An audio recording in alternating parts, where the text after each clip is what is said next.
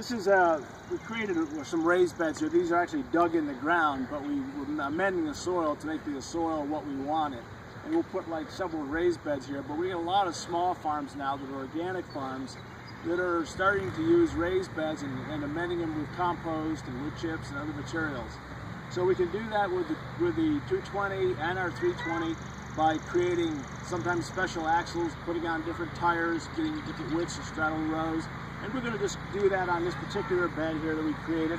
And we're going to go back here, and what we'll do on this is we'll actually take this shroud and we'll drop it down. If you notice, this has adjustable wings on it, and the wings can go in and out for different widths of spread. We're going to try to set it so we get pretty much about the width of the row. And then we're going to pull these both out, and we're going to put this all the way in the lowest position.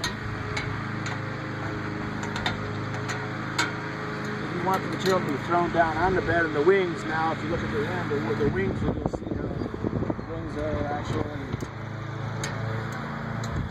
bringing the material into the center. The beater will hit it, and then we'll try to bring it into the center part. We're going to open the gate wide open because this is an area where we're going to want to put on as much as possible as we're amending the soil. And Tim will go ahead and start up, and then we'll pull ahead a little bit, and then we'll turn around and give it a shot.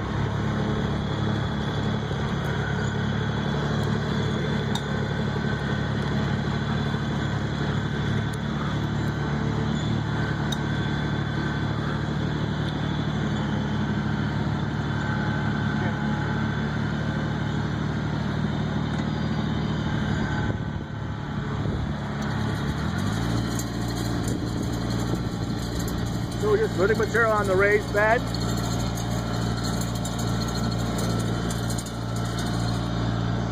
And we'll turn around, we'll put